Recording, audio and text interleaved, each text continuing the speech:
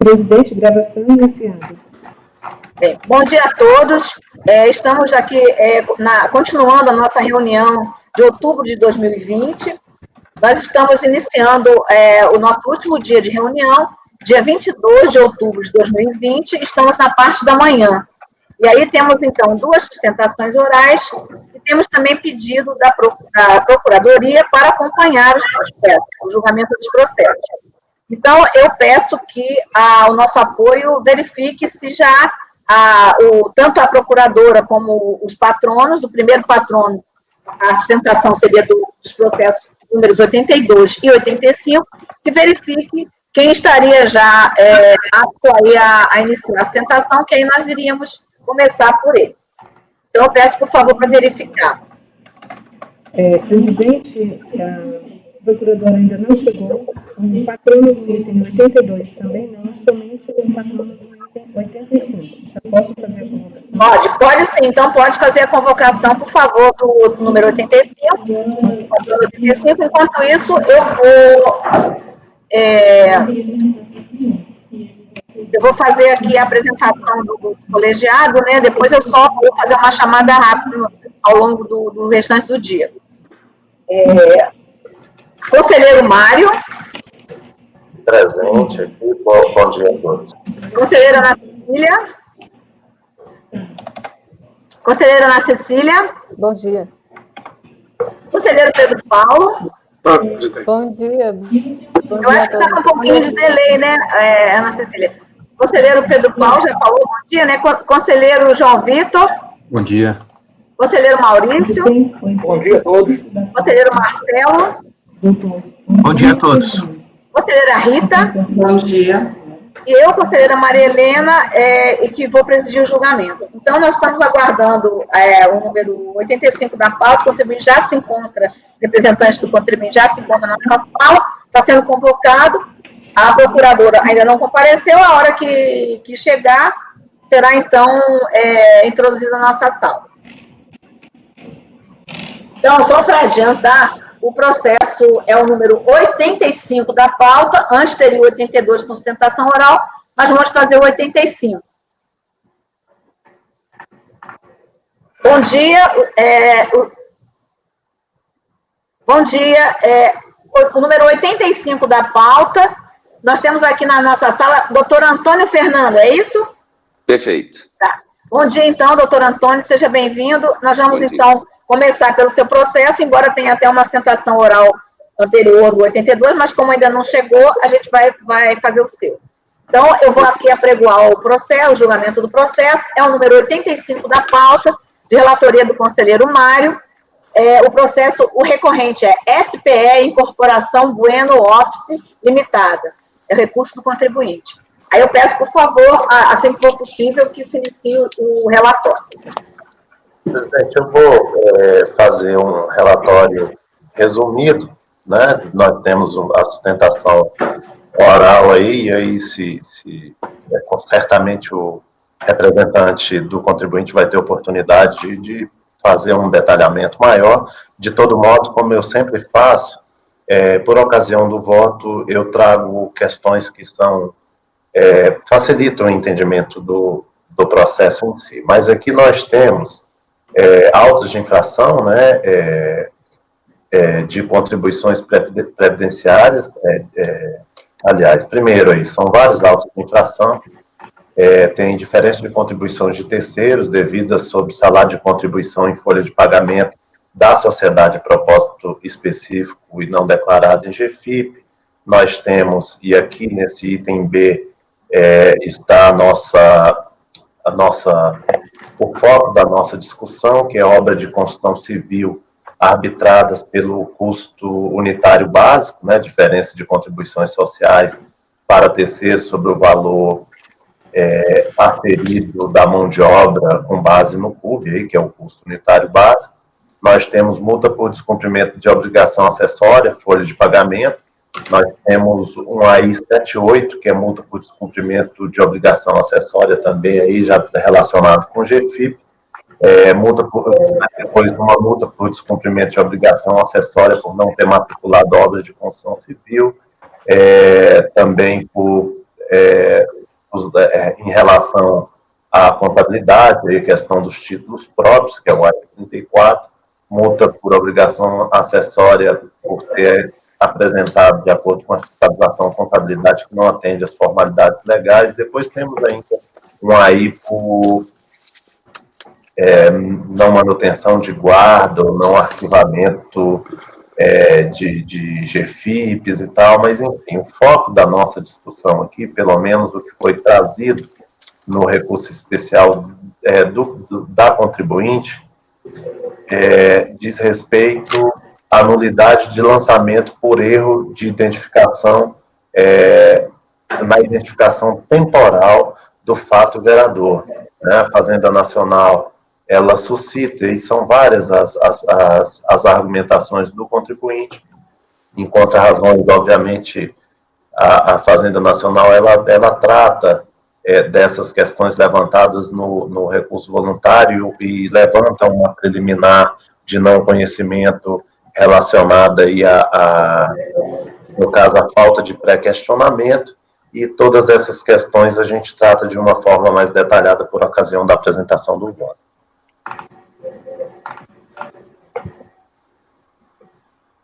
Obrigada, então, ao relator. Eu passo, então, a palavra ao patrono do contribuinte, doutor Antônio, certo?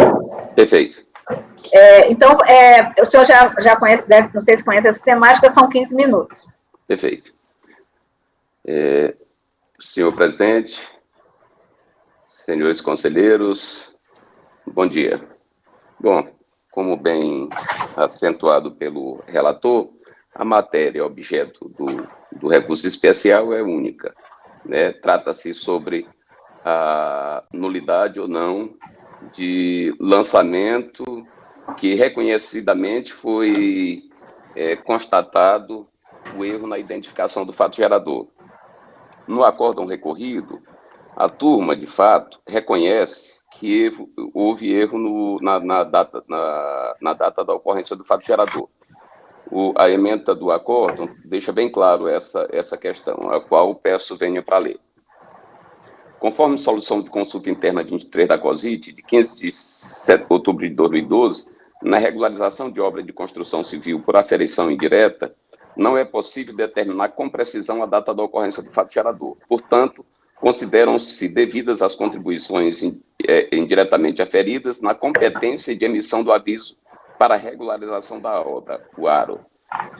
Então, malgrado tenha reconhecido que houve esse erro na identificação do fato gerador, entendeu a turma por manter o lançamento. Apenas o que determinou foi, de acordo com a parte dispositiva do voto relator, é que o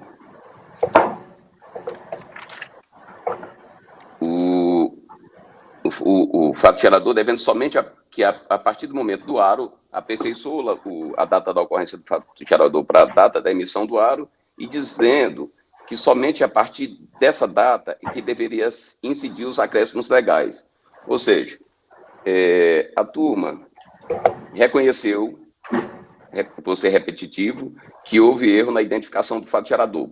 No entanto, manteve o lançamento, dizendo que somente a partir daí incidiriam os encargos sobre lançamento.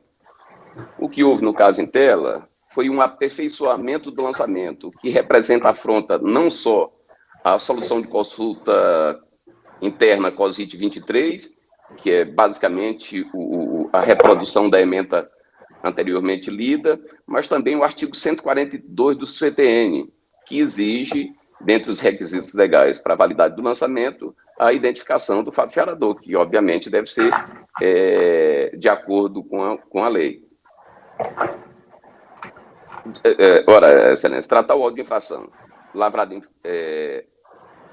admitir a validade desse lançamento, mesmo reconhecendo que houve erro nessa identificação do fato gerador, seria o mesmo que tornar o lançamento um ato discricionário.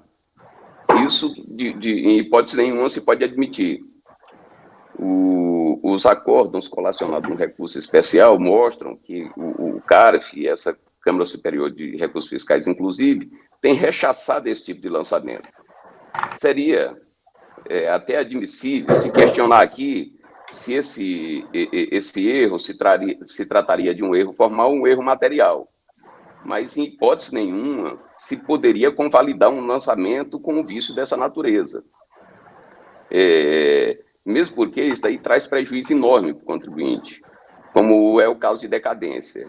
No recurso voluntário, aliás, na decisão recorrida, por sinal, o nobre relator afastou a tese de decadência, dizendo que o fato gerador não era lá nas datas que estão consignadas no auto de infração, mas a data da emissão do aro.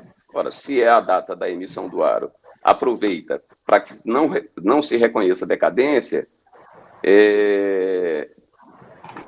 admitir a validade desse lançamento aí traz duplo prejuízo para o contribuinte, além de uma afronta especial à legislação, né, ao artigo 142 do CTN e à própria instrução, solução de consulta interna da COSIT e também a instrução normativa 971 da Receita Federal do Brasil. Então, assim, como é uma matéria relativamente simples, essas são as questões de mérito. Quanto à alegada ausência de pré-questionamento, essa matéria é perfeitamente verificável, tanto que ela foi arguída tanto em sede de impugnação, foi enfrentada pela DRJ, foi matéria também arguída no recurso voluntário, tanto foi que a decisão de reconhecimento desse equívoco na indicação temporal do fato gerador foi reconhecida pela turma recorrida. Então, não há que se falar em ausência de pré-questionamento. Com essas breves considerações, que a recorrente reitera o pedido de nulidade do lançamento. Muito obrigado. Obrigada. Querem discutir? Tem alguma dúvida? Podemos passar já ao voto? Eu quero registrar só a presença, então, aqui da procuradora, né, doutora Patrícia, que já adentrou aqui a nossa sala de reunião. Então, passemos ao voto, então, viu, conselheiro Mário? Ok. O recurso é tempestivo, restando perdido, obviamente, também em razão das questões colocadas pela Fazenda Nacional, se atende aos demais requisitos necessários à sua admissibilidade, foram apresentados contra razões também tempestivas. Como dito no relatório, foi dado seguimento ao recurso especial do contribuinte, admitindo-se a rediscussão da matéria lançamento, nulidade do lançamento / erro na identificação temporal do fato gerador.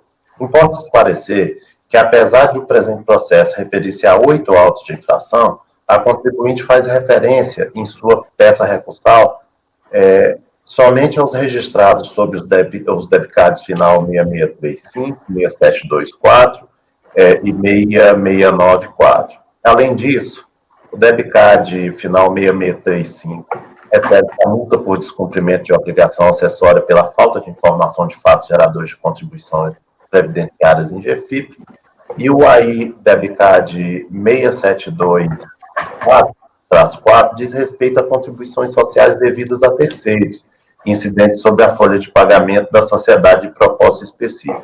Isso é, essas autuações não têm relação alguma com a aferição indireta de contribuições pelo custo unitário básico, CUB, decorrente da realização de obras de construção civil, e por essa razão, de pronto, não há como conhecer do recurso em relação a esses dois lançamentos. Estou falando desses dois lançamentos, e aí eu acho que tem mais questões de conhecimento aqui, mas estou falando desses dois lançamentos porque realmente eles não têm nada a ver com a matéria, eles estão citados no recurso especial do contribuinte, então eu achei necessário fazer essa referência, né?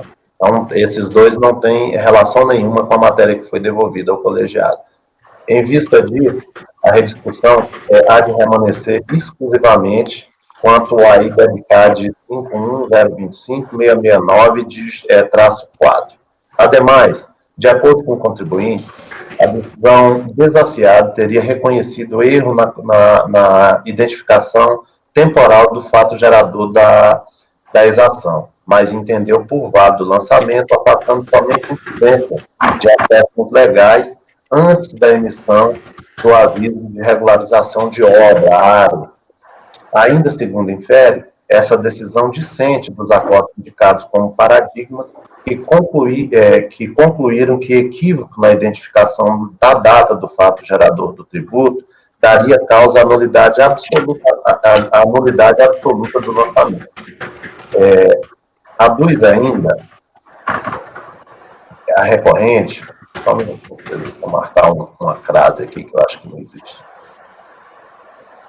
Aduz ainda a recorrente que, conquanto os paradigmas tratem de tributo diverso, uma vez que não se está a discutir o tributo diverso em aplicação das normas gerais de direito tributário, seria indiferente a natureza da exigência que alude o lançamento para o segmento do recurso especial. A Fazenda Nacional, a seu turno, pugna pelo conhecimento do apelo, ao argumento, pelo não conhecimento do apelo, o argumento de que a recorrente não teria logrado comprovar a divergência jurisprudencial hábil a justificar o recebimento do recurso especial, tendo em conta que não resta demonstrar que o acórdão reconheceu o erro na identificação do aspecto temporal da regra matriz de incidência tributária, mas que teria tão somente atestado que na regularização da obra por aferição indireta não seria possível determinar com precisão a data de ocorrência do fato imponível. E, portanto, as contribuições previdenciárias considerariam devidas na competência da emissão do ato, determinando que somente a partir de então deveria incidir qualquer tipo de acréscimo legal. Ainda de acordo com as contrarrazões, tanto os fundamentos quanto a legislação em discussão nos paradigmas são completamente diferentes e a suposta adoção de teses jurídicas contrárias se deve a contexto fático diverso, aos contextos fáticos diversos em que foram proferidas as decisões confrontadas. Infere a PGFN que o acórdão recorrido não se manifestou em momento algum acerca da nulidade aventada em sede de recurso especial que pudesse aproximar as situações em vergasta, de forma que, além da ausência de similitude fática, não haveria também o indispensável pré-questionamento apto a embasar o recurso especial de divergência. E aí começo com as minhas considerações. Não obstante as alegações da Fazenda Nacional, consta do acórdão 28.003.003.895, hora recorrida, que, segundo aduzido no recurso voluntário, a autoridade fiscal elegeu como momento da ocorrência do fato gerador o mês de fevereiro de 2011. Contudo, a emissão do ARO se deu em 15 de outubro de 2012, no momento no qual deveria ser considerado como ocorrência para o fato gerador nos termos do artigo 340 da IN 971. A despeito de tais argumentos, o colegiado ACO entendeu inexistirem máculas que pudessem ensejar as nulidades aventadas em sede de recurso voluntário. Vê-se, portanto, que a matéria foi devidamente pré-questionada, de modo que, nesse ponto, não devem prosperar os argumentos suscitados nas contrarrazões. Entretanto, afora no que se refere ao pré-questionamento, assiste razão à Fazenda Nacional quanto à impossibilidade de se conhecer do recurso especial do contribuinte. É que, diferentemente do que argumenta o direito passivo, não houve, por parte do acordo de recurso voluntário em discussão, reconhecimento de erro na definição do momento da ocorrência do fato gerador, como bem destacado nas contrarrazões da Fazenda Nacional. A conclusão extraída do acórdão 28.003.003.895 foi no sentido de que, em se tratando de obras de construção civil de empresas sem contabilidade regular, cujas contribuições são calculadas com a utilização da técnica de aferição direta, por não ser possível definir com precisão o momento da ocorrência dos fatos imponíveis, as contribuições consideram-se devidas na competência de emissão do aviso de regularização de obras. Se não, vejamos, eu vou ler as partes destacadas aí do recorrido que eu trouxe aí para avaliação dos senhores. Na regularização da obra de construção civil por aferição indireta, não é possível determinar com precisão a ocorrência do fato gerador. Portanto, consideram-se devidas as contribuições indiretamente aferidas na emissão do aviso de regularização de obra à área. E mais, a partir da competência de emissão do aro, são consideradas devidas as contribuições previdenciárias aferidas indiretamente, devendo essa data ser utilizada para o cálculo de qualquer acréscimo legal, inclusive para fins da aplicação da multa decorrente do lançamento fiscal. Volto às minhas considerações. Observe que as considerações feitas no voto condutor do acórdão recorrido prestam-se não a reconhecer erro de qualquer espécie na data do fato gerador das contribuições previdenciárias, até porque sua ocorrência reporta-se à data da efetiva prestação do serviço remunerado, mas unicamente, né, a estabelecer que, em se tratando de aferição indireta de obra de construção civil pelo CUB, a afluência dos juros, a afluência de juros e multa moratória devem observar a data de emissão do aro, que é o aviso de regularização de obras. Trilhando caminho diverso, o primeiro paradigma, acórdão 1301001937, trata de exigência de IRPJ, CSLL, PIS e CONFINS formalizados com base na imputação de omissão de receitas e de falta de recolhimento de IRPJ e contribuição social sobre o lucro líquido. Nessa decisão, a parte do lançamento relacionado ao crédito tributário de IRPJ e CSLL foram anulados em virtude de problemas relacionados à descrição da conduta e em razão de a autoridade ter indicado que os fatos geradores teriam ocorrido em data diversa daquela que constava dos documentos apresentados pelo contribuinte. E aí eu destaco eu trago para os senhores uma parte desse primeiro paradigma e vou ler as partes destacadas, tá? As partes grifadas.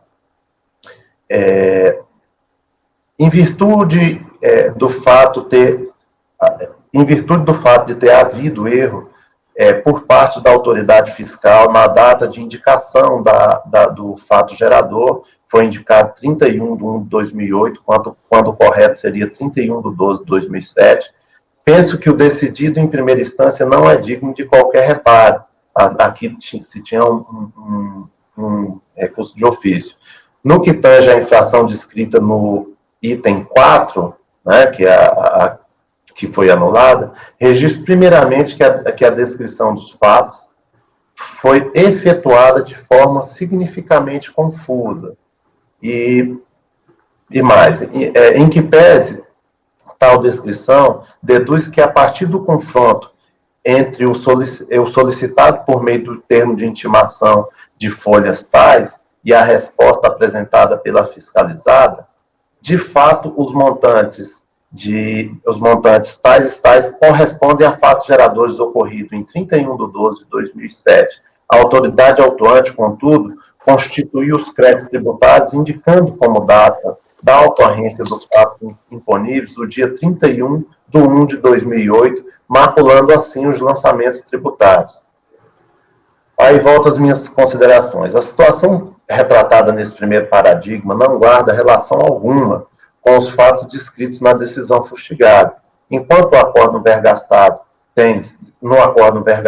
tem-se, como dito, contribuições apuradas por aferição indireta a partir do custo unitário básico da obra de construção civil, em que a discussão se deteve a definição da data em que deveria se iniciar a fluência de juros, no paradigma, parte do lançamento foi anulada porque a autoridade lançadora considerou que o fato gerador teria ocorrido em data diferente daquela que constava de documentos acostados aos autos. Com efeito, a leitura dos excertos colacionados permite concluir pela inexistência de dissídio interpretativo, uma vez que as diferentes soluções a que chegaram os acordos recorrido e paradigma não decorreram de divergência jurisprudencial, mas sim do conjunto específico de cada processo.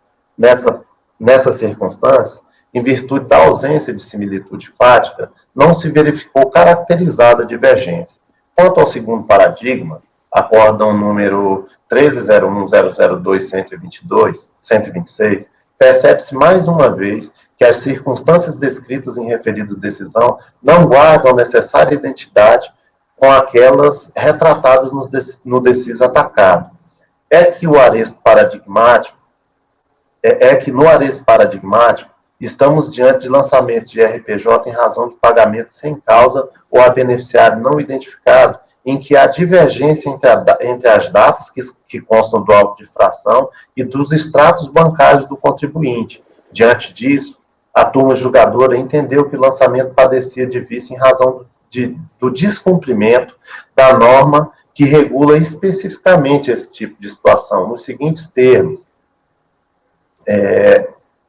E aí eu trago uma parte do paradigma em que se tem as datas que constam do auto de infração e do auto de infração e as datas que constam dos extratos bancários apresentados pelo contribuinte, demonstrando que são datas assim diferentes, demonstrando lá pelo acórdão, por esse segundo acórdão recorrido, e para demonstrar também que aí a gente está diante de situação em que realmente o lançamento foi afastado em razão dessa divergência de data, né? E volto aqui para as minhas considerações mais uma vez.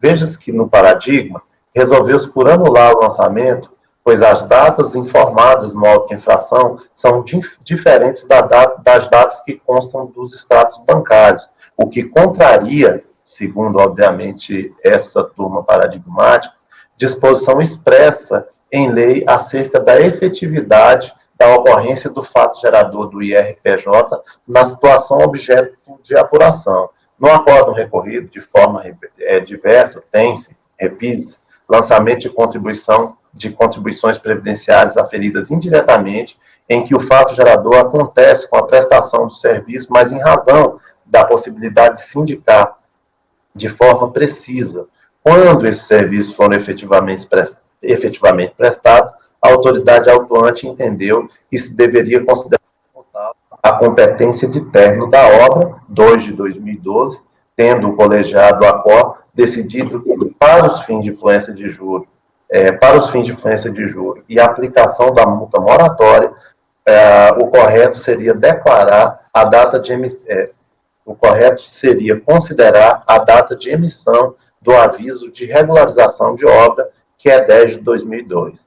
Forçoso concluir mais uma vez pela inexistência de dissídio interpretativo, tendo em vista que as diferentes soluções a que chegaram os acordos recorrido e paradigma não decorreram de divergência jurisprudencial, mas sim das especificidades fáticas de cada um dos casos.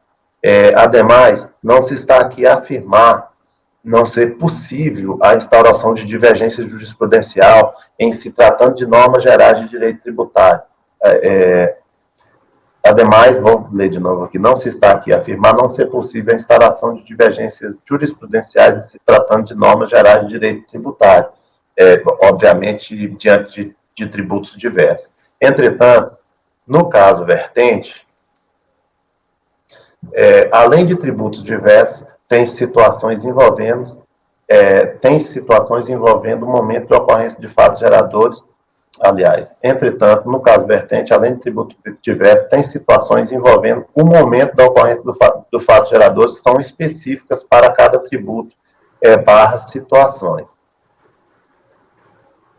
Veja-se que, consoante descrito no julgado confrontado, o lançamento em discussão foi formalizado pelo procedimento da aferição indireta, motivado pela falta de apresentação de contabilidade regular, tendo por base os parágrafos 3º e 4º do artigo 33 da Lei 8.212, combinados com os artigos 232 a 234 do Regulamento da Previdência Social. Hipótese que não há como precisar o momento da efetiva ocorrência do fato gerador. Nos paradigmas, tem-se lançamento de RPJ e contribuição social sobre o lucro líquido que foram invalidadas em virtude de a fiscalização ter informado que os fatos imponíveis teriam ocorrido em data diversa daquelas gravadas nos documentos regularmente apresentados, contrariando a legislação específica desse tributo. Então, pois que estamos diante de contextos fáticos muitíssimo diferentes, e em razão dessa dissemelhança, não há como afirmar que os colegiados prolatores dos paradigmas chegariam à conclusão análoga caso estivesse diante do cenário aqui refletido. Em razão do exposto, presidente, e tendo em vista que os paradigmas indicados, ao meu ver, não lograram caracterizar a divergência alegada, eu estou deixando de reconhecer do recurso especial do contribuinte. Obrigado, conselheiro Mário. Eu só quero dar uma informação ao patrono, doutor Antônio Fernando, né? Que eu não esclareci, eu tinha esclarecido, mas o senhor não tinha entrado ainda, adentrado na nossa sala, só para explicar a presença do nosso suplente convocado, conselheiro Marcelo Milton Risso, em substituição à conselheira Ana Paula, certo? Perfeito. Só para explicar, porque nós já tínhamos informado, mas o senhor não estava ainda presente aqui na nossa sala. Bem, podemos então passar a tomar os votos? Podemos? Marilena, eu estou com uma certa dificuldade de acessar aqui o e-processo. Só para ver se eu entendi, Mário, o acórdão recorrido, tem até um acórdão de embargos, mas parece que não altera, né, a conclusão. Foi no sentido de que há um erro no fato gerado, na fixação desse fato gerador, mas mesmo assim mantém o lançamento. Não, o que o acórdão recorrido, aqui nós temos a seguinte situação, nós temos aquela situação em que uma obra é realizada, né, e quando, por ocasião da regularização dessa obra, quando você não tem como aferir especificamente quando os fatos geradores ocorreram, você faz o arbitramento pelo custo unitário básico, né? Tem um aviso de regularização de obra e você faz o arbitramento pelo custo unitário básico. A divergência entre o que ocorreu lá na fiscalização, né, a diferença entre o que a fiscalização fez e o que foi feito aqui em sede de recurso voluntário foi o seguinte: a fiscalização, ela considerou a data em que se iniciou essa apuração dos fatos geradores. Então, quando se começou, imagino eu que o contribuinte tenha se apresentado à delegacia para fazer essa regularização de obra, até porque isso é necessário, né, para registro em cartório, enfim, para diversas outras coisas. Então, pelo que eu entendi, foi no início dessa regularização, foi quando se iniciou esse processo de cálculo das contribuições, né, foi na data em que se abriu aquele aviso de regularização de obra, que a fiscalização considerou como data, não data de ocorrência de fato gerador, aliás, tem uma confusão disso na IN, né, mas como a data em que aquele fato teria ocorrido, o fato gerador é com a prestação de serviço, para fins de aplicação de multa, de juros e multa moratória. A discussão é mais de juros e multa. E a fiscalização não, o acórdão recorrido, ele fez o seguinte, ele disse, não, eu vou considerar, para fins de multa de mora e juros de mora, a data em que esse documento foi efetivamente emitido, quando foi concluída essa aferição indireta pelo custo unitário básico. Tá. Aqui a gente está falando, então, da questão da data só como consequência de juros e multa. De juros e multa. Tanto que o que se fez, o que o colegiado recorrido fez, foi o seguinte, foi diminuir, né, foi considerar essa data, a fiscalização considerou como data o mês de fevereiro, e o acórdão recorrido considerou o mês de outubro. E aí, obviamente, em função disso, os valores relativos a juros e multas, eles foram menores. Então, e aí, nos acórdãos paradigma, a gente tem, como eu disse para vocês, são acórdãos de contribuição social CSLL, né, sobre o lucro do imposto de renda, em que você tem uma data específica, né, em que o fato, de acordo com a lei, o fato gerador ocorre numa data específica. Nos paradigmas, a gente está tratando de data de fato gerador. Data de fato gerador especificamente. Então, você tem ali divergência entre a data considerada pela fiscalização e a data que constava dos documentos apresentados pelo contribuinte nos dois casos. É isso. Senhora presidente, gostaria de pedir a palavra pela ordem. Sim, se for um esclarecimento de fato, sim. Se for Sim, alguma... Sim. É um esclarecimento de fato. A nobre conselheira questionou sobre a questão se envolvia data de ocorrência do fato gerador ou não. O nobre relator entendeu que o voto não trataria dessa questão. Eu só gostaria de ler um fragmentozinho do voto, na parte que trata dessa matéria, a folha 2.536. É breve. O que diz o relator? Destarte, entendo como fato gerador das contribuições previdenciárias perseguidas nos autos de infração em questão, o dia da emissão do aro. Isso é o que disse o relator no acórdão recorrido. Isso, só para fazer um esclarecimento, presidente, essa data, como eu já falei, no meu voto isso está colocado de uma forma muito clara, a data de ocorrência de fato gerador para fins de contribuição previdenciária é a data da prestação de serviço.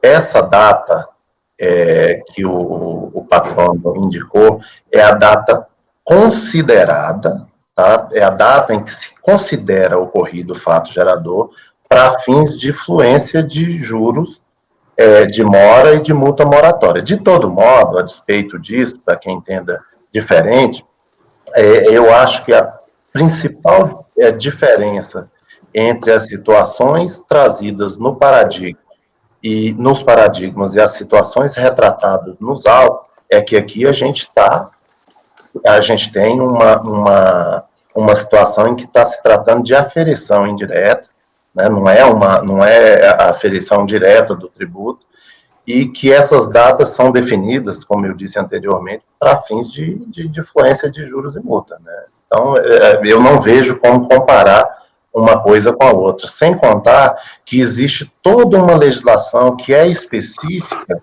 no que diz respeito a essa questão de aferição das contribuições previdenciárias pelo custo unitário básico. Como as legislações elas são muito diferentes, e aí eu não vejo problema nenhum realmente em termos de normas gerais, que a gente, se fosse uma situação normal, se não se tratasse de aferição indireta e do lançamento específico do tributo nas duas situações, eu acho que daria para comparar e talvez tivesse até outras diferenças, mas aqui são sistemáticas de apuração completamente distintas, por isso que eu acho que não tem similitude fática nenhuma aí no caso. É isso. Ficou esclarecido, conselheira Rita? Sim. Posso, então, passar o voto?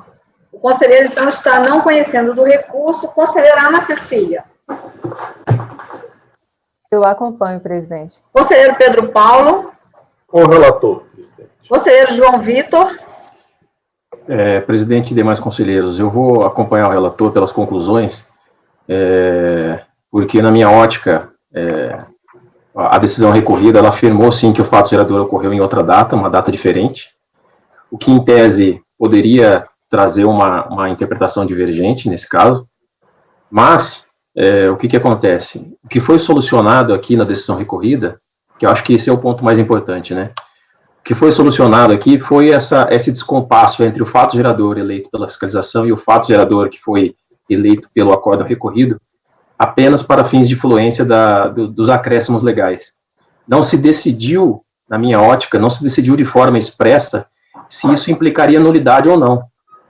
Então, o que eu entendi aqui da decisão é que não existe um enfrentamento da matéria nulidade por erro na eleição da data do fato gerador, porque o acórdão recorrido tratou unicamente dos acréscimos legais em função de um descompasso entre o fato gerador eleito pela fiscalização e o fato gerador que o acórdão recorrido entendeu como sendo correto. Então, não existe um pré-questionamento desse ponto que o contribuinte pretende rediscutir em sede de recurso especial. Então, eu vou acompanhar pelas conclusões.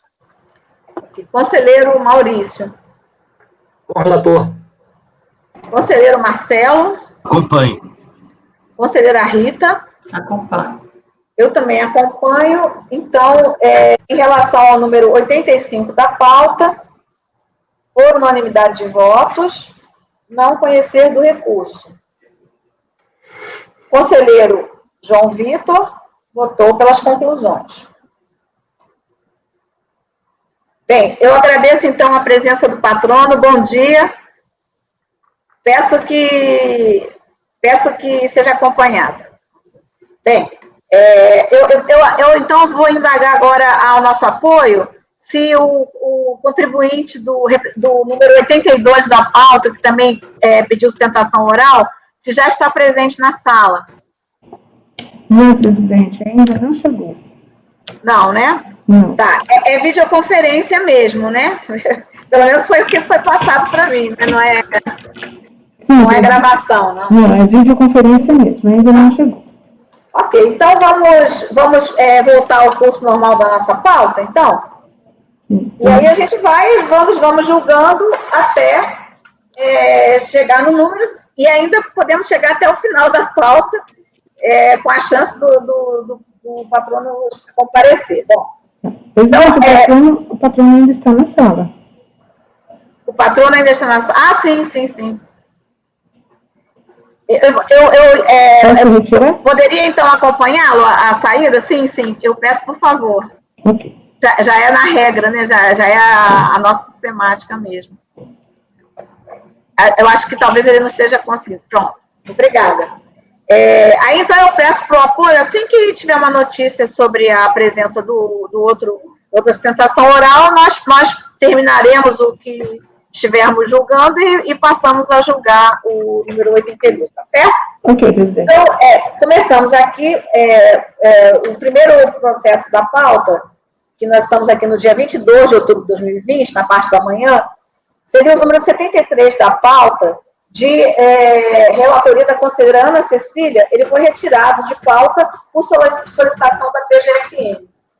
O 74 da pauta, ele tinha sido pedido até vídeo e acompanhamento, porém, ele foi retirado da pauta por solicitação da PGFN, número 74, aí 74, 75, 76, 77 e 78, todos do contribuinte Caraíba Metais S.A., foram retirados da pauta por solicitação da PGFN.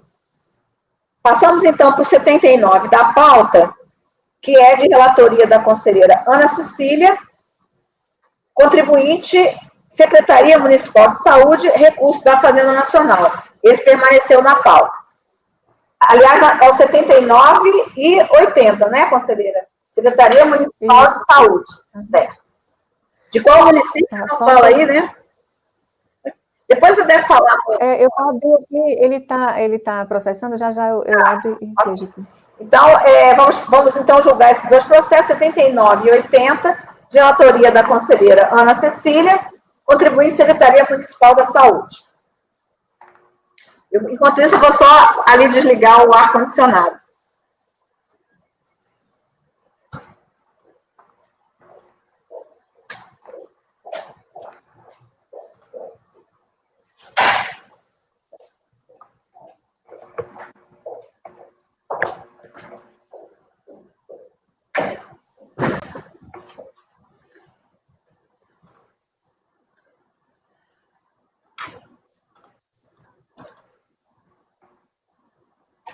Do município de Lagarto. Ah, tá. Obrigada. Consegui. Consegui abrir, porque estava demorando aqui. Aqui trata-se de recurso especial interposto pela Procuradoria da Fazenda Nacional, e a matéria que subiu para a gente discutir é a questão da inexistência de nulidade e a natureza do vício. Aqui eu coloco algumas alegações que foram trazidas pela recorrente. Eu vou fazer menção aqui, porque como eu tratei de vários processos de vício, eu fico com receio até de misturar algumas informações. O auto de infração e demais termos do processo administrativo fiscal somente serão declarados nulos na ocorrência de uma das seguintes hipóteses: quando se tratar de ato, decisão lavrada ou proferido por pessoa incompetente, se resultar inequívoco cerceamento do direito de defesa. Não se vislumbra a ocorrência de prejuízo à defesa do contribuinte nesse processo, pelo que a decretação da nulidade representa a desnecessária movimentação da máquina pública com o dispêndio de recursos ao erário para a repetição de atos administrativos válidos, perfeitos e eficazes. Não houve prejuízo manifesto, efetivo e concreto, havendo aí manifesta afronta ao princípio da instrumentalidade das formas, pois o ato alcançou a sua finalidade. o contribuinte, diante de suas peças de insurgência, demonstrou ter pleno conhecimento dos termos do lançamento e dele se defendeu. O motivo é a ocorrência do fato gerador do tributo e a norma jurídica que autorizam a exigência, como não houve qualquer alegação ou mesmo constatação de que a infração efetivamente não ocorreu, excedido que não há qualquer vício do lançamento a ensejar sua nulidade, ainda mais sob a pecha de vício material. Ainda que se entenda por manter a decisão da Câmara, no que se refere à nulidade do auto de infração, o que se admite apenas por argumentar, não há que se falar em existência de vício material. Então, está demonstrado descaber a declaração de nulidade por cerceamento de defesa, quando o contribuinte revela conhecer plenamente as acusações que lhe foram imputadas, sendo esse o caso de vício formal, passível de convalescimento. Trata-se de suposto vício na descrição fática que em nada interferiu na configuração do crédito tributário. Logo, se cogitar de vício no lançamento, deve ser formal. Essas foram, em síntese, as argumentações trazidas pela Procuradoria. Em contra-razões, o contribuinte alega que o recurso especial não deve ser conhecido, vez que as emendas paradigmas utilizadas não apresentam divergência específica em contradição ao caso em epígrafe. Na nulidade decretada no acordo recorrido, sente-se a ausência de descrição do fato gerador do produto, limita o direito à ampla defesa e o contraditório. Os acordos nos paradigmas, por sua vez, apontam situações totalmente distintas, sendo o primeiro concernente à convalidação, tese essa não discorrida no acordo recorrido, e segundo a impossibilidade de declaração de nulidade quanto à parte apresentada na impugnação específica sobre os fatos, igualmente não balizada no presente acordo. Aqui, entre outras fundamentações, que como eu enfrento no meu caso, eu vou até poupar a leitura desses argumentos aqui. É a breve síntese do relatório. A gente tem uma questão de conhecimento, né? Como narrado, as matérias que foram admitidas foi a questão da inexistência de vício e natureza do vício. Então, aduz a recorrida a impossibilidade de conhecimento do recurso, considerando, em suma, que as emendas não apresentam a divergência específica em contradição com casos em equívoco. Além disso, assevera que a nulidade decretada no acordo recorrido sente a ausência de descrição do fato gerador, que, de forma evidente, limita o direito à ampla defesa ao contraditório do município de Lagarto. Já os acórdãos paradigmas, por sua vez, apontam situações distintas, sendo o primeiro concernente à convalidação, tese não discorrida no acordo recorrido, e segundo, a impossibilidade de declaração de nulidade quando a parte apresenta impugnação específica sobre fatos, igualmente não balizada no presente acordo. Aí aqui, com o fim de avaliar essa questão da divergência, eu faço um quadro comparativo entre o acórdão recorrido e os acórdãos que foram indicados aqui como paradigma. No acórdão recorrido, a gente tem os trechos aqui mais relevantes que eu grifei, seguintes considerações. É o lançamento por vício material, quando ausentes a descrição do fato gerador e a determinação da matéria tributável, em especial quando o crédito é constituído com base na caracterização de segurado empregado e deixam de ser demonstrados os elementos caracterizadores do vínculo empregatício. Aí, mais adiante, eu grifado também aqui, cabe à autoridade lançadora o ônus de descrever a ocorrência do fato gerador da obrigação correspondente, determinar a matéria tributável, calcular o montante do tributo devido, identificar o sujeito passivo e, sendo o caso, propor a aplicação das penalidades cabíveis. A declaração de nulidade ante a ausência da perfeita descrição do fato gerador do tributo decorre do fato de a autoridade fiscal não ter desincumbido do ônus de descrever a ocorrência do fato gerador da obrigação, que faz com que o prejuízo ao contribuinte seja intrínseco à declaração de nulidade do vício material. Aí, aqui, dentre outros argumentos que foram colocados, aqui eu vou fazer menção agora que os paradigmas. Do outro lado... Só um pouquinho, conselheira. Eu não estou conseguindo entrar nesses processos. Eu estou colocando os números, estou colocando por nome, não está entrando. Alguém conseguiu? Eles estão atensos a algum? Outro? Eu acho que esses dois estão juntos. Só ver aqui. Pois desculpe, alguém entrou assim pelo número? Eu estou querendo acompanhar e não estou conseguindo. Já tentei, já copiei, colei da pauta. Alguém fez assim? Não é processo? Está sem voz, Mário? Eu peguei o número que está no voto da conselheira Ana. Sim, eu consegui o número do voto. Qual é o número? 10, 15, qual é o número? 10, 002780. Peraí, 10, 15, 10. Desculpe, conselheiro, que eu estou querendo acompanhar Tá. 002780 2009-72. Ah, 00-10-510 029 00 00 2780 2009-78. 10-510 00 2980. 2780. Hein? 2780. Eu já até copiei, mas qual é o depois de 2009-72. 972. Ó, nenhum processo encontrado. Eu não estou entendendo isso. Bom, tudo bem. Pode prosseguir, por favor. Eu vou tentar ver o que está acontecendo. Tá. Está na caixa da equipe, doutora Maria? Sim, estou na caixa da equipe. A primeira coisa que eu fui ver. Está na caixa da equipe. Eu vou sair e entrar de novo no processo. Desculpa, conselheira Cecília, pode prosseguir que eu vou tentar aqui. Tá bom, presidente. Onde estava aqui? Estava mencionando os paradigmas, né? E aí aqui eu vou passar aqui para a parte que eu analiso, né? Eu estava mencionando os trechos do acordo recorrido, paradigma que tem nesse quadro comparativo, e aí eu vou passar aqui para as conclusões que eu chego com relação à comparação, que aí fica mais fácil de entender. Pela leitura do acordo recorrido, observa-se que o principal fundamento ensejador do provimento do recurso voluntário foi a ausência de descrição do fato gerador e a determinação da matéria tributável, em especial quanto ao crédito, quando o crédito é constituído com base na caracterização de segurado empregado e deixam de ser demonstrados os elementos caracterizadores do vínculo empregatício. Assim entendeu o colegiado da ACO pela impossibilidade, com base nas informações trazidas no relatório fiscal, de se concluir acerca da configuração da relação de emprego, porventura existente, fato esse determinante para o lançamento do débito na presente NFLD.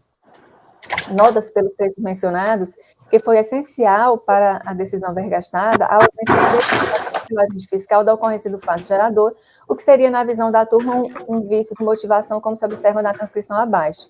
Então, o acórdão ACO, ele mencionou o seguinte trecho, nele consta o seguinte trecho: em se tratando de lançamento fiscal, o artigo 142 do Código Tributário Nacional não deixa dúvida de que a motivação se refere à verificação pelo agente fiscal da ocorrência do fato gerador. Portanto, os elementos essenciais para a conclusão adotada pelo colegiado foram a ausência de descrição do fato gerador e a ausência de determinação da matéria tributável. Cabe salientar que, para aquele colegiado, a falta de verificação da ocorrência do fato gerador está abarcada pelo conceito de motivação. Essa ausência de caracterização do fato gerador ocasionou a inexistência do lançamento, não a sua nulidade, nos termos seguintes. Por esse motivo, entendo que o lançamento relativo à caracterização de segurados como empregados é inexistente, pois não subsumiu o fato jurídico à norma legal. O dispositivo constou voto por conhecer do recurso no mérito dar reprovimento.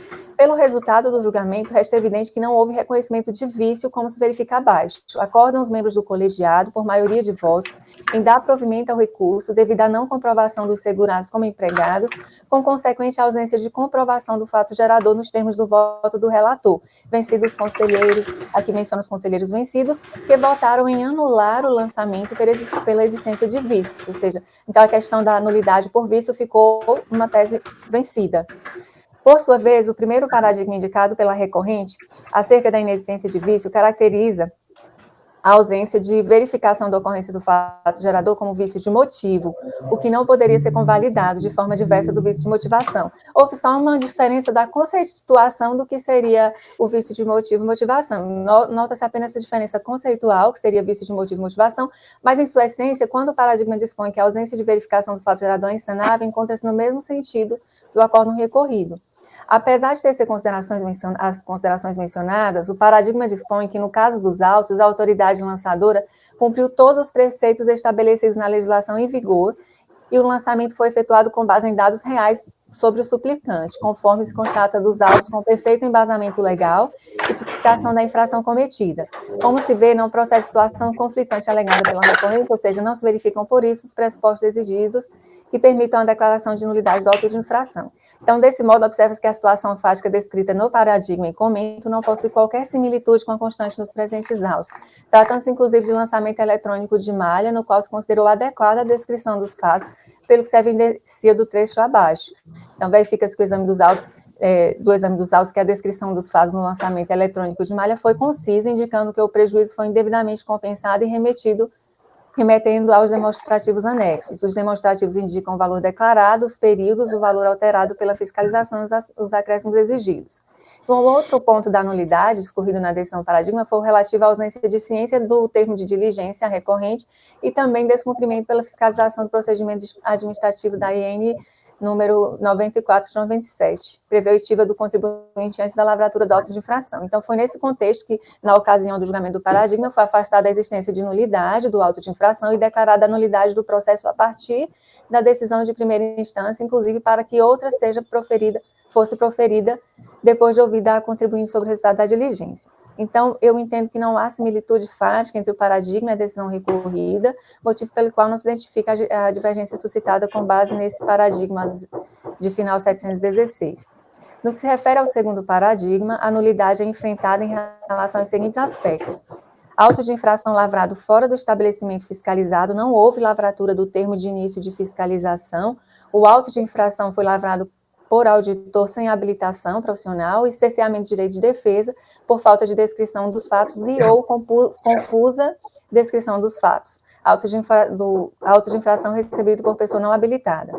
Então, nota-se que não houve discussão sobre a verificação da ocorrência do fato gerador, como no acórdão recorrido, sendo o contexto fático do paradigma em questão eminentemente distinto da situação contemplada nos presentes autos. Assim, não se mostra possível a identificação da divergência, alegada também com base no segundo paradigma.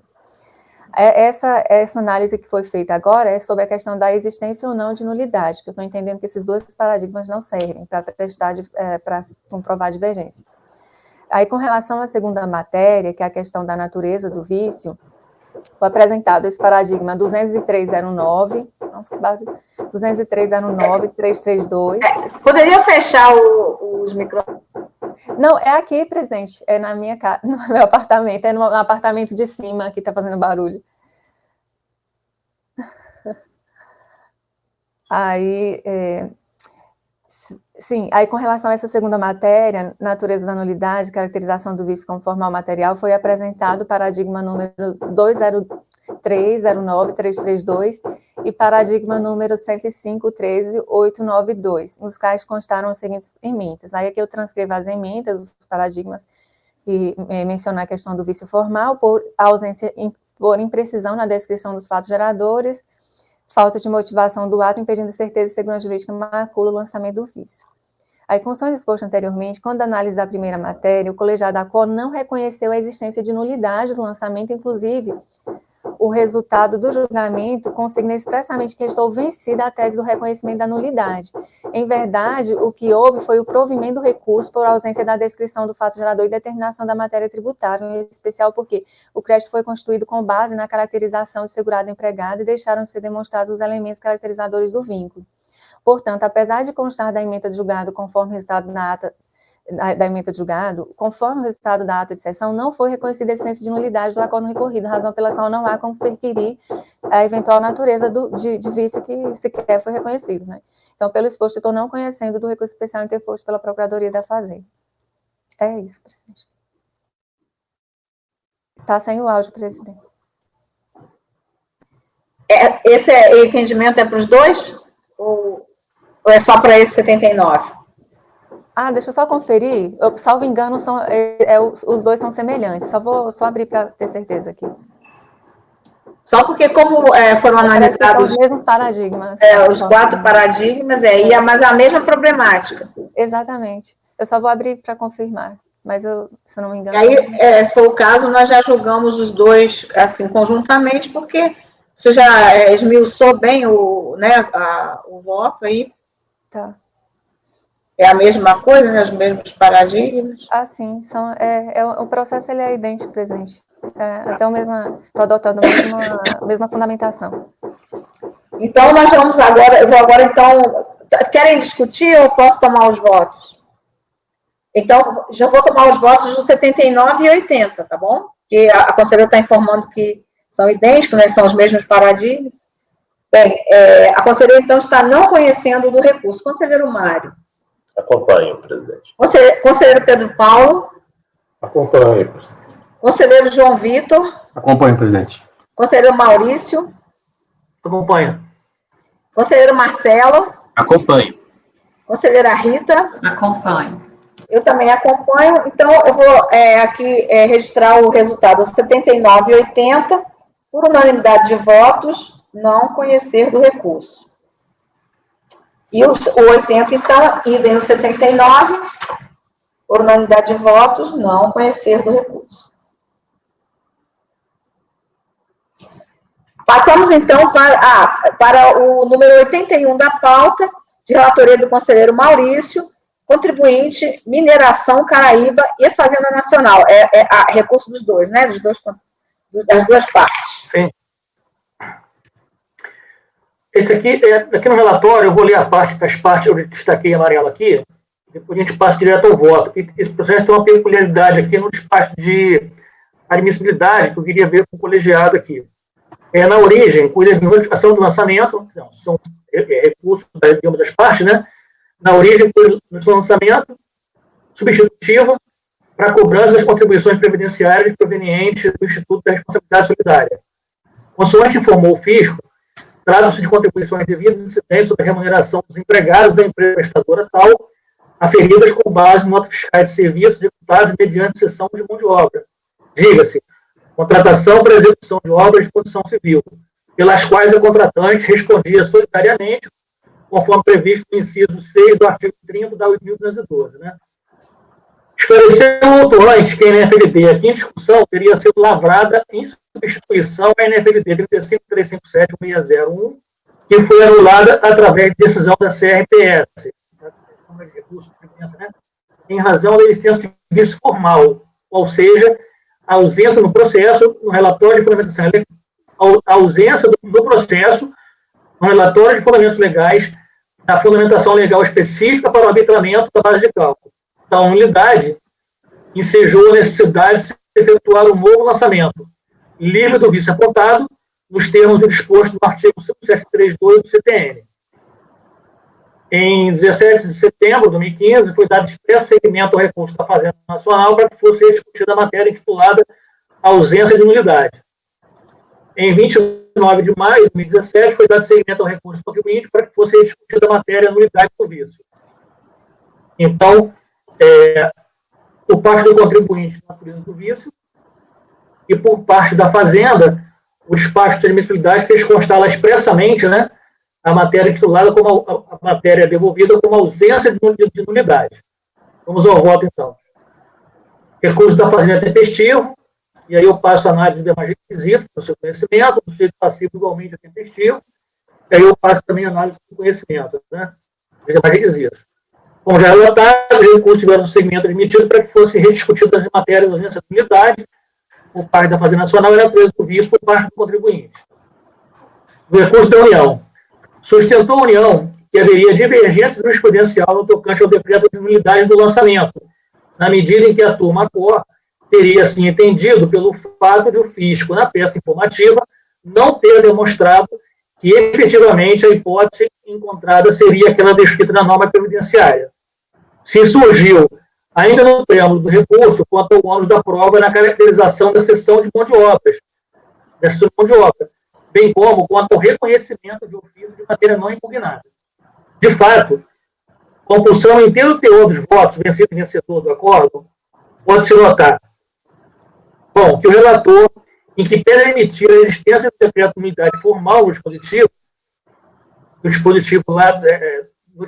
né, enfrentou o vício identificado como deixar de indicar o fundamento legal do arbitramento levado a efeito na apuração do crédito tributário, chegando-se à mesma conclusão, é dizer, que teria vício de natureza formal do lançamento primitivo. E nisso foi acompanhado pelo colegiado. 2. Que o voto vencedor assentou a tese de que a decadência operada em favor do prestador não aproveitaria o tomador de serviço. E 3. No mérito, que o relator entendeu pela improcedência do lançamento, pelo fato de o autuante não ter procedido à subsunção do fato da norma, esclarecendo quais serviços foram prestados em quais condições e características, de maneira a comprovar que efetivamente ocorreram mediante cessão de mão de obra. E isso também foi acompanhado pelo colegiado. Com isso, Em primeira abordagem, pode-se evidenciar o interesse da Fazenda Nacional em rediscutir as matérias do item 1 e 3 acima. No que toca ao item 1 acima, apontou os paradigmas 204, 017, 94 e 204, 019, 47. No paradigma do 4, o colegiado entendeu que a falta de restrição do espaço de forma clara não deveria ensejar a declaração de unidade de lançamento, caso não tenha havido prejuízo à defesa, configurada pela correta compreensão da obrigação fiscal naquele 204, 0 natal. A turma assentou que, no mesmo sentido, a alegação de ausência de falta de descrição de fatos de forma clara não deve ensejar a declaração de unidade de lançamento, caso não tenha havido prejuízo à defesa, configurada pela correta compreensão da obrigação fiscal. Note que, num caso no outro, o entendimento basado no sentido de que não teria havido prejuízo à defesa do lado, foi lastreado pela percepção que tiveram as turmas e os recorrentes detinham a correta compreensão da posição fiscal. Por sua vez, a turma recorrida não levou tal circunstância em consideração, reafirmando a nulidade do lançamento permitido por vício formal, tal como procedeu aquela decisão da Câmara Superior. Em outras palavras, não se deu relevância à eventual extensão do recurso, que poderia, em outras palavras, não se deu relevância à eventual extensão do recurso, que poderia caracterizar a correta compreensão da posição fiscal, já que a existência ou a inexistência de prejuízo não se mostrou decisiva, assim depreendi, para se declarar a unidade do lançamento. Nesse rumo, é-se concluir pela divergência jurisprudencial quando analisados os julgados envolvidos. Todavia, penso falecer o interesse de recursar a União especificamente quanto a este ponto. Explico. A discussão travada, seja no que pertine à ausência de unidade, seja quando a natureza do vício que ensejada, tem como referência o lançamento efetuado por NFLD 35.357.1601, já anulado por decisão do CRPS. O que se espera é que o reflexo dessa decisão, dessa discussão, tenha relevância com a constituição do crédito tributário destes autos, em especial com marca inicial para contagem de decadência, prejudicial do mérito, se o artigo 173.1 ou 173.2 do CTN. Registre que o acordo recorrido não anulou o lançamento destes autos. O intuito da Fazenda é ver declarada a existência do vício que ensejou a anulação daquele lançamento substitutivo. Substituído. Desculpa. Porque faz uma total diferença. Sim, claro. Dada a ausência de prejuízo da defesa do outro lado, conforme sustenta. E insistindo nesse resultado, significaria dizer que estaria pleiteando a manutenção e rigidez daquele lançamento original, e não a do aqui em discussão. O efeito, no que toca a matéria ausência de nulidade do lançamento, encaminha por não conhecer o recurso da União. Então, aqui... Sim. Só para ver se eu entendi. No acordo recorrido, reviu-se a natureza daquele vício do original, chegando à conclusão que era formal, e aí se deu a decadência pelo 173.2. É isso. Tá? E agora a Fazenda quer que rever essa decisão, para dizer que não teve nulidade nenhuma, quando na verdade já ultrapassou e agora só se refletiria na decadência e já se refletiu. É isso? É isso. Ok, obrigado. Aí, é que, na sequência aqui, é o ponto que eu estou trazendo mais dúvida aqui, né? Quanto ao item 3, denominação acima, impõe-se tecer algumas considerações. O item 3 lá acima, só para rememorar, foi a questão da improcedência do lançamento, pronunciada pelo acórdão recorrido, né? Decisão recorrida, em função de não ter sido comprovada lá, não ter sido... ele entendeu que não bastaria o autuante trazer lá os contratos, né, as notas, teria que comprovar que o serviço foi prestado mediante cessão de mão de obra. Isso foi assentado no recorrido. Aí, com relação a esse ponto aí, não obstante a análise prévia de admissibilidade não ter dedicado tópico específico no tocante a esta matéria, acabou, no decorrer do despacho, abordando-a mediante análise dos paradigmas apresentados. Veja-se. Então, isso aqui é o espaço de admissibilidade. Ressalta a divergência entre os julgados. Enquanto o acordo recorrido terminou, caberia a fiscalização evidenciar a captação da ação de mão de obra, nos acordos paradigmas, o CARF decidiu competir à empresa o ônus da prova de que a realização dos serviços prestados não se enquadrava na exceção de mão de obra. Afirma que, identificado o fato gerador, contrato, nota fiscal, imposição de serviço, caberia à empresa o ônus da prova da disposição de descaracterizar a sessão. Como não fez, o lançamento deve ser mantido, pois os termos de procedimento fiscal contêm os elementos necessários e suficientes para o atendimento do artigo 10 do PAC. Acrescenta que, na hipótese em apreço, a deficiência na comprovação da cessão de mão de obra, visto apontado pelo colegiado como causa de nulidade, a toda vista, não pode ser considerado por natureza material, pois assim o fosse estar-se afirmando que o motivo nunca existiu, o que não é o caso. Mediante análise dos autos, verifica a similitude das situações fáticas dos acordos recorrido e paradigma, motivo pelo qual está configurado mesmo a expressão que eu estou fazendo. Por que eu trouxe isso? Porque lá no despacho, aí adiante aqui eu passo a análise desses outros dois paradigmas, né? Análise mais a miúde, né? Desses dois paradigmas apresentados pela Fazenda. Porque, como lá no despacho de admissibilidade não constou expressamente o segmento, né, da matéria, dessa matéria aqui seria o ônus, a gente poderia definir como, delimitar como ônus da prova para caracterização de mão de obra, algo nesse sentido, mas na análise ele reproduz aqui excesso do recurso da Fazenda e ele acaba, a análise aqui acaba reconhecendo a divergência jurisprudencial apontada pela Fazenda. E aí, eu prossigo na análise mais a miúde aqui desses dois acordos recorridos e estou concluindo pela efetiva demonstração da divergência. E aí, nesse ponto, eu estou encaminhando aqui no final do voto, na parte do conhecimento, o conhecer parcialmente o recurso da União, apenas no que toca essa questão aqui da comprovação da cessão de mão de obra, né, da demonstração do ônus, né, de quem é esse ônus, da Fazenda ou do contribuinte, de provar ou não provar a cessão da mão de obra. Né. Os paradigmas trazidos pela Fazenda, sob minha ótica, demonstram bem a divergência assim, entre o que foi decidido no recorrido aqui. Então, aqui, deixa eu passar a análise aqui desses dois paradigmas. O acordo e foi apresentado, apresentou, né? O acordo recorrido assentou que não basta que a autoridade lançadora informe o serviço prestado, enquadrando-o no rol assim mencionado. Deverá ainda comprovar, mediante documentação hábil e idônea, a ocorrência do fato gerador do tributo, no caso, a execução do serviço mediante cessão de mão de obra, exceto nos casos em que o contribuinte não ofertou os contratos e outros documentos solicitados pela Federação, hipótese em que o fiscal atuante poderá presumir tal situação a partir de outros elementos colocados à sua disposição.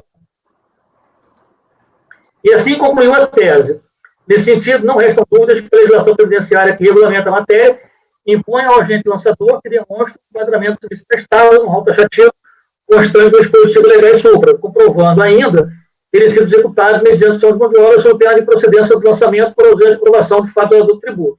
O seu turno, a recorrente, né, pretendeu demonstrar a divergência jurisprudencial por meio de paradigmas tais e tais, nos quais as turmas assentaram que, deixando a empresa de apresentar à auditoria fiscal a documentação necessária à demonstração das condições de realização dos serviços prestados, toma para si o ônus de demonstrar a não ocorrência da hipótese legal, no caso, a inocorrência de cessão de mão de obra. Note-se que, tanto no recorrido quanto nos paradigmas, o entendimento vazado é no sentido de que o ônus de demonstrar que a prestação do serviço dela-se na forma da cessão de mão de obra cabe ao autuante, salvo se a fiscalizada deixar de apresentar a documentação necessária à demonstração dos reais condições da prestação. Contudo, no caso dos autos, mesmo com a juntada das notas fiscais e dos contratos de prestação de serviço, como se extrai do relatório fiscal, a turma ACO houve por bem exigir o maior aprofundamento do caso, ao passo que, sob a ótica dos paradigmas, a não apresentação desses documentos daria aso à inversão do ônus da prova em desfavor do fiscalizado. Não exigir-se-ia, com isso, esse maior aprofundamento por parte do fisco, exigido pelo colegiado da COR. Aliás, o fiscal atuante, não somente, então é certo do paradigma, né? Aliás, o fiscal atuante não somente listou o serviço entre as pessoas de mão de obra do item 1 da total. Maurício, é só uma questão aqui preliminar, uma dúvida minha. O recurso especial tinha duas matérias. A questão da nulidade, que era do primeiro, do lançamento substituído, né? Sim. E depois ele, então, vai para essa segunda matéria, que já seria do acórdão recorrido. Só tem uma matéria na admissibilidade. Então, é isso que eu falei, assim, na análise, no corpo da análise, efetivamente há esse enfrentamento. Ela conclui que ela traz esse, assim, eu entendi da análise de admissibilidade, o problema foi que no dispositivo dela não constou expressamente lá o encaminhamento a essa matéria, mas pelo que eu percebi, no texto da análise, ele acaba reconhecendo a divergência entre... Ela reconhece, acredito, pelo ângulo da nulidade, mas eu não vi essa matéria no despacho, não. Desculpa, eu não consegui ver. Alguém viu? Você viu, né? Você viu. Sim, eu entendi. Bom, quando ela bota aqui, ó.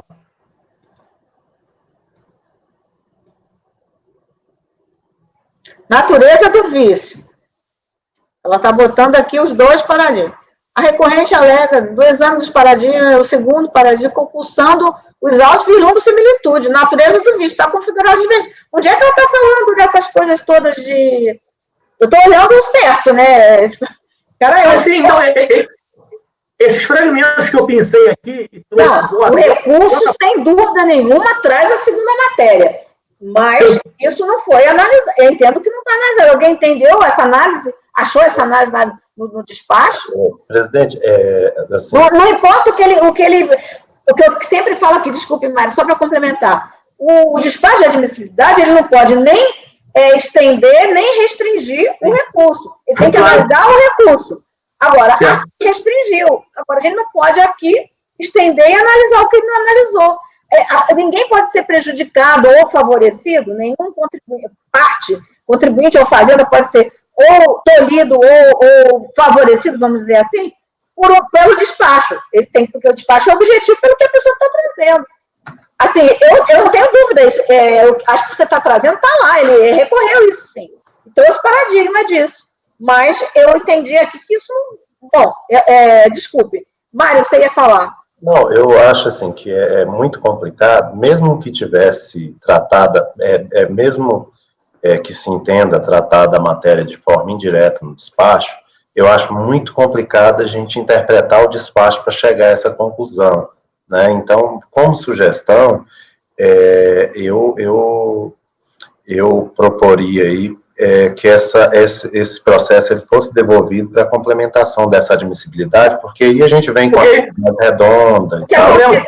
A competência aqui do nosso colegiado é efetivamente rever o despacho que deu segmento. Sim, e o agravo, o despacho que negou. Agora, a competência do presidente da Câmara. Então, tem que seguir o rito, tem que dar oportunidade para o outro para comprar contra-razões. Ou seja, ninguém apresentou contra-razões para isso. Não tinha no despacho, eu não sei se viram pelo recurso, às vezes também pelo recurso. Eu concordo, assim, eu também assim, concordo que eu acabei interpretando o despacho de admissibilidade, em especial, pelo que consta desse parágrafo que eu vou ler, olha. Sim. Ressalta a divergência entre os julgados. Enquanto o acordo recorrido determinou que caberia a fiscalização evidenciar a caracterização da seção de mão de obra nos acordos paradigmas, o CARF decidiu que competia à empresa o ônus da prova de que a realização do serviço prestado não se enquadrava na seção de mão de obra. Esse parágrafo me parece que dá uma boa indicação de que a matéria foi abordada, mas, enfim, não está expressamente. Eu estou interpretando o contexto do parágrafo. Teve nulidade no acordo recorrido? Sem ser o lançamento para o lançamento substitutivo? Não, o substitutivo se discutiu lá se a natureza daquele vício lá atrás, no primeiro... Sim, eu estou falando. Uma coisa é o lançamento substituído, o primeiro. Toda nulidade, a questão de nulidade, chegar que é formal, e aí aplicou a decadência pelo 183.2, é o primeiro lançamento. E aí agora a gente está sendo julgado lá, como julgou lá, e a gente aqui, o recurso sobre o acordo recorrido é esse, não é o primeiro lá do lançamento substituído. Certo? Que talvez não tenha nem havido o acordo recorrido. Perfeito.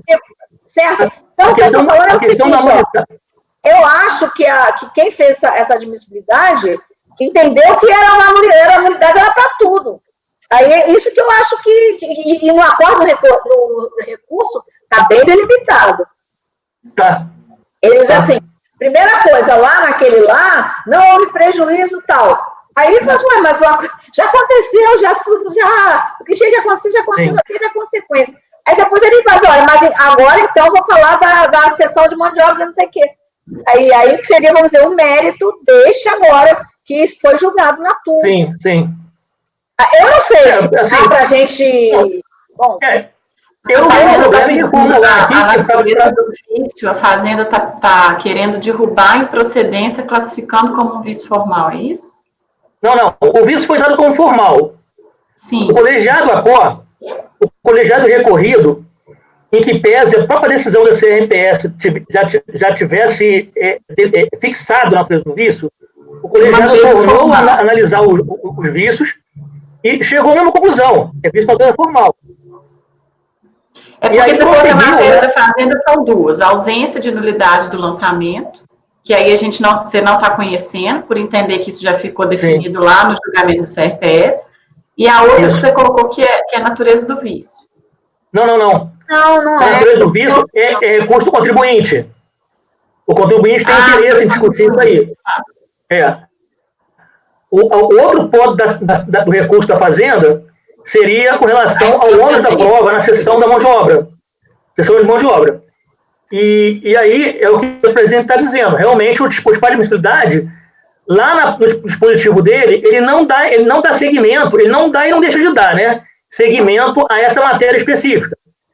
Mas, como eu havia interpretado de que a análise dele, de uma forma ou de outra, teria resvalado nessa questão aí do ônus da prova para cessão de mão de obra. E teria admitido no corpo do despacho. E aí, assim, se o colégio não entender... Só um pouquinho, Maurício. Rita, se você olhar o recurso está muito claro. Ele está dizendo, primeira vez, ele disse que era visto como normal, mas não tem prejuízo, não. Aí, eu concordo com tudo que o Maurício falou. Depois, ele diz assim, ademais, o acordo recorrido determinou que caberia a fiscalização evidenciar a caracterização da cessão de mão de obra, quando, na verdade, competia a empresa o ônus da prova de que a realização dos serviços prestados não se enquadrava na cessão de mão de obra. Nesse sentido, divergiu das seguintes decisões proferidas pela antiga Sexta Câmara. Ora, aí ele está trazendo outra matéria, que é ônus da prova, no caso, cessão de mão de obra. E aí, eu não vi isso aqui no acordo. Ela fala isso, mas ela volta para a nulidade na hora que faz o despacho aqui. Então, ela realmente traz esse parágrafo que eu acabei de ler, em que me levantou essa dúvida de que realmente ela abordou essa matéria no despacho, mas realmente parece que ela está falando tudo sobre o âmbito da nulidade. Né? Os paradigmas é recurso negado, não é nada de nulidade, não é nada anulado. Tem nulidade nisso aí? É isso que eu estou... Se você tem como espraiar essa nulidade que ela analisou com os paradigmas que a Fazenda trouxe, especificamente para o primeiro, para o substituído. E esse é o substitutivo. Essa segunda parte é para o substitutivo, não é para o substitutivo. Então, eu acho que está uma confusão aí. Não sei, eu estou entendendo assim, mas vamos voltar. Para mim não tem problema. Eu posso reformular para encaminhar, para devolver para a Câmara para poder prosseguir na análise da outra matéria, à luz dos paradigmas apresentados, né? Todo mundo entendeu o que é? Eu vou, então, pedir para... O conselheiro trouxe essa primeira posição, entendendo. Claro, fazendo uma série de considerações, você entende que é. Aí é que eu acho. É igual ao embargo, quando quer explicar que não teve omissão, e tem que fazer folhas e folhas explicando que não teve omissão ou obscuridade. Aí você... Eu acho que aí há uma análise sua, a meu ver, ali. Pelo menos, assim, a princípio, eu vi isso, porque é uma matéria muito específica, é uma matéria de mérito. Ônus da prova, assim. Ela não é nulidade ali, não é nulidade. Pode até chegar à conclusão que é nulo, mas, assim, está se discutindo ônus da prova. na seção da mão de obra. Bom, tem paradigmas específicos. Falando nisso, são outros paradigmas? São, não são? E vê o que foi analisado. São outros paradigmas. Ela traz 2 especificamente para a seção da mão de obra. Tá, eu sei, mas no despacho. Foi analisado 4 paradigmas? Deixa eu ver aqui. Bom, não sei. Eu vou olhar aqui rapidinho, presidente. Eu vou tomar aqui os... No despacho, o corpo do despacho, ela traz esses 2 paradigmas, inclusive só esses 2, nem traz os outros lá. Sim, muito pior ainda. É exatamente disso que eu estou falando. Há uma matéria independente da primeira, com paradigmas específicos, e foi colocar tudo num saco, como se fosse tudo a unidade que se refere lá ao primeiro. Então, eu acho que está sendo analisado a segunda matéria. Suscitada. A uma primeira vista, eu acabei, parece que está assim claro que quem fez a admissibilidade não entendeu o caso, né? Não entendeu do que se tratava efetivamente, né? E aí volta aquela minha consideração que nenhuma parte pode ser prejudicada ou, de alguma maneira, favorecida por causa do entendimento da admissibilidade. Cabe a nós aqui, no caso de segmento, verificar se realmente foi feito corretamente. E eu agravo no caso de não segmento. Então, é isso. O sistema já tem todos os seus como é que é, freios e contrapesos para... Presidente, então eu vou encaminhar para retornar para a Câmara. Tá, então eu vou tomar os votos com essa reformulação, mas se alguém entender que isso aí está analisado, entender que poderia ser julgado, também coloca na hora do seu voto, pode ser? Então, o conselheiro seria para uma resolução, né, para retorno, para complemento do exame de admissibilidade, e aí fica tudo prejudicado daí para frente. Conselheiro Mário. Eu acompanho, presidente. Conselheira Ana Cecília, ficou claro? Eu acompanho. Entendi, presidente. Tá. Conselheiro Pedro Paulo. Acompanho, presidente. Conselheiro João Vitor. Eu acompanho também, presidente. Conselheiro Conselheiro Marcelo. Acompanho. Estava faltando, não tinha começado ainda. Conselheira Rita. Acompanho. Eu também acompanho, então a gente, eu acho que é mais correto, o correto, viu, Marlise?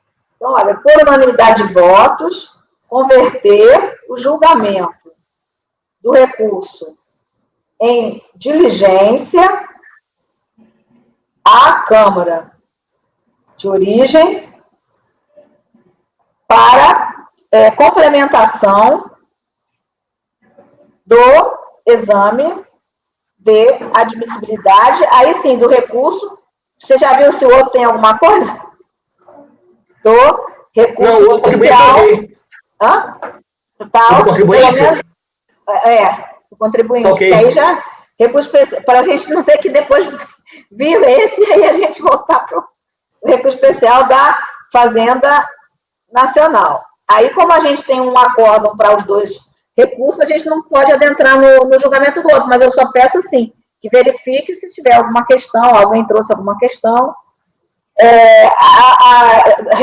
da Fazenda Nacional.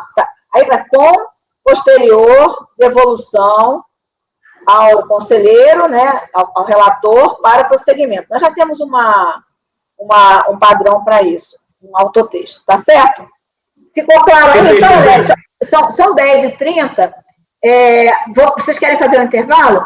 Até 10h45? Então, a 10h45, em ponto, nós retornamos, e aí vamos ver se o contribuinte está aí, por acaso, até tentou apoio.